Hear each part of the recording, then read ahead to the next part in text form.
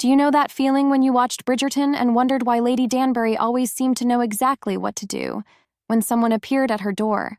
It wasn't luck, my dear friend. It was silent power, the same force that made Queen Charlotte command an entire kingdom just by raising an eyebrow, because there's a difference between a house that receives guests and a house that commands respect.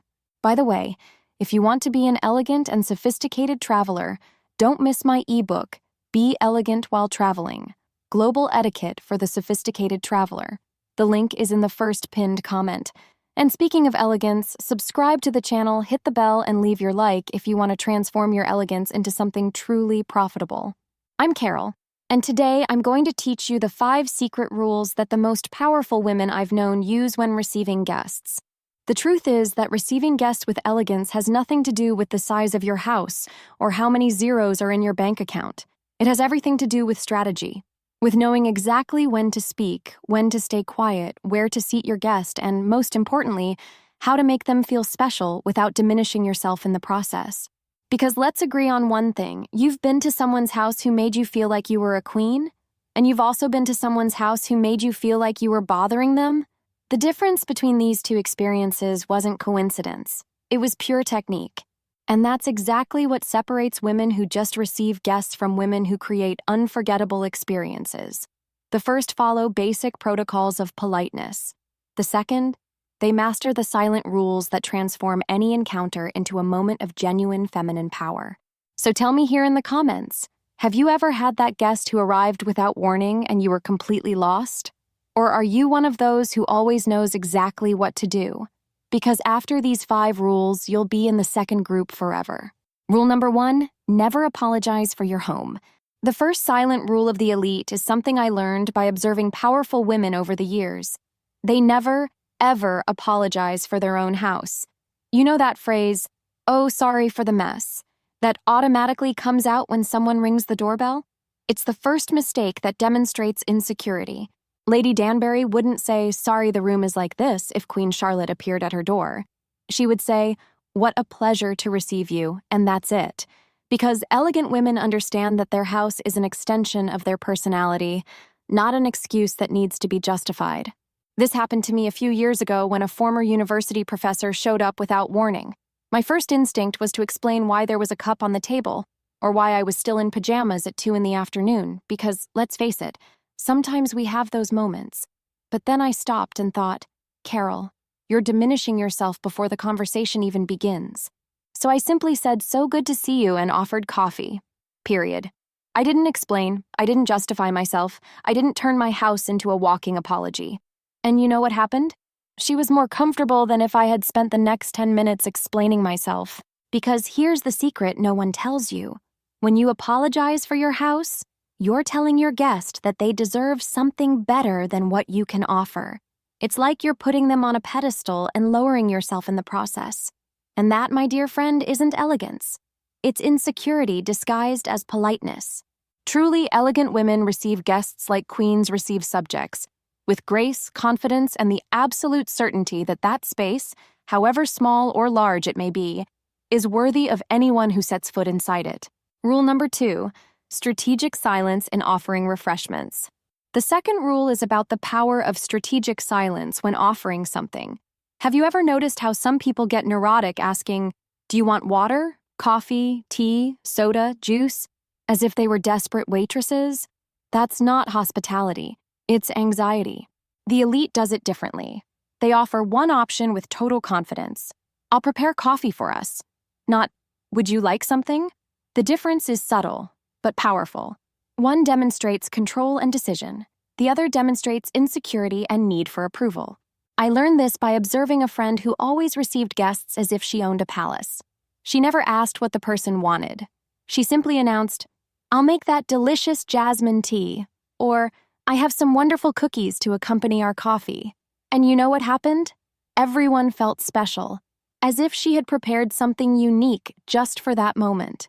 Because when you offer with confidence, you're saying, "I know exactly how to take care of you." When you keep asking what the person wants, you're saying, "I'm not sure I can please you." The first position is one of power. The second is one of subordination. And look, this doesn't mean being inflexible. If the person says, "Actually, I prefer water," you offer water with the same elegance. But you start from the place of someone who has control of the situation, not someone who is begging for approval. Rule number 3, strategic seating placement. The third rule has everything to do with where you seat your guest. And here, my dear friend, it's pure psychology. Elegant women never leave it to chance where the guest will sit. They direct strategically. You know that situation where the person gets lost in the middle of the room, looking around, not knowing where to sit? This happens when the hostess doesn't take command of the environment. An elegant woman would say something like, "Sit here in this armchair, you'll be more comfortable," and that's it. She decided for them with a smile. But the genius is in the where. The chair or armchair you offer communicates exactly how you see that person. The place of honor in the room? For someone you deeply respect. The chair facing you? For an intimate conversation. The side chair? For a more formal and quick visit. This reminds me of a situation I experienced when I was still teaching at the university. A colleague who always intimidated me a bit came to visit me. Instead of letting her choose where to sit, which could result in her taking visual control of the environment, I directed her to a specific chair that was at a slightly lower height than mine. Does it seem like manipulation? Maybe. But did it work? Absolutely. The conversation flowed completely differently because, subconsciously, I was in the command position. She felt welcomed, I felt confident, and no one left there feeling uncomfortable.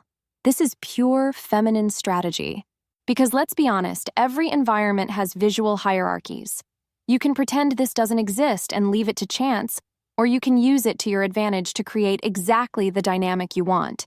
Rule number 4, strategic timing of personal information. The fourth rule is about the timing of personal information. Here we separate the amateurs from the professionals of elegance. Insecure women dump their entire life in the first 5 minutes of a visit.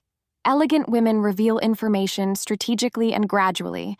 You know that hostess who, before you even sit down, is already telling you about the sick dog, the problem at work, the fight with the neighbor, and the diet that's not working?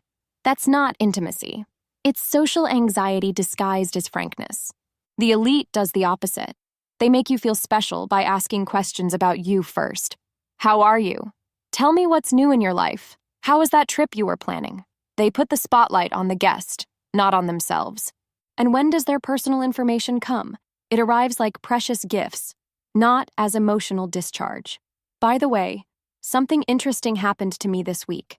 Instead of, "Oh, you can't imagine the drama my week was," this happened to me recently when an acquaintance came to visit me. I was going through some important personal changes, but instead of starting by talking about that, I spent the first 20 minutes genuinely interested in her life. When I finally shared what was happening with me, she was completely involved in the conversation and treated my information as something valuable that I had chosen to share with her. The difference is that when you share your personal information strategically, it becomes genuine connection. When you dump everything at once, it becomes emotional weight that the other person has to carry. Rule number 5, elegant control of visit duration. And we come to the fifth and most powerful rule, elegant control of visit time. This is the difference between women who are respected and women who are convenient. Because, let's agree, every visit has a natural duration time, and elegant women know exactly when and how to conclude a conversation without seeming rude. The secret is in creating what I call the golden closing. Instead of waiting for the person to leave, or worse yet, giving desperate signs that you want them to go, you take control of the situation with elegance. "It was wonderful to see you. We need to do this again soon," said at the right moment, accompanied by a subtle movement toward the door, is much more powerful than staring at the clock or yawning. You're ending the visit from the place of someone who had pleasure in that encounter, not someone who was suffering through it. I learned this in the most embarrassing way possible years ago. A former work colleague came to visit me and simply wouldn't leave. We talked for 4 hours because I didn't know how to end it elegantly. In the end, I was exhausted. She seemed to be forcing herself to continue talking, and we both left that encounter with a strange feeling. After that day, I developed my personal strategy. I always mention at the beginning of the visit something I have to do later, not necessarily that day, but as casual information. Today, I'm going to take advantage to organize some things later, or I have an important call later. This creates a natural window for closure. And when the time comes, well, my dear, it was a pleasure to receive you. I'll let you go on with your day because I know you have a lot to do. Done. Elegant, caring, and definitive. Because truly elegant women understand that a visit that ends at the right time leaves everyone wanting to repeat the experience. A visit that drags beyond the natural time leaves everyone embarrassed and less likely to meet again. The magic of mastering these rules. And look how interesting. When you master these 5 silent rules, something magical happens. People start talking about you differently. Carol always knows how to receive guests. At Carol's house, you feel special. She has a natural elegance for these things. But it's not naturalness. It's technique. It's feminine strategy applied with intelligence and care. It's the result of understanding that receiving guests is one of the most powerful ways to demonstrate who you really are as a woman. Because in the end, when someone leaves your house, they won't remember exactly what you talked about, or if the decoration was perfect. They will remember how they felt. And elegant women know exactly how to make someone feel special, valued, and eager to return. So tell me, which of these rules do you already apply without realizing it? And which one will you start using from today? Leave it here in the comments because I love knowing how you're evolving in this journey of profitable elegance. And don't forget to subscribe to the channel, activate notifications, and leave your like if this content added value to your life. Because elegant women recognize quality and reciprocate with generosity. Until the next video, and remember, elegance isn't about impressing others. It's about respecting yourself. Kisses from Carol.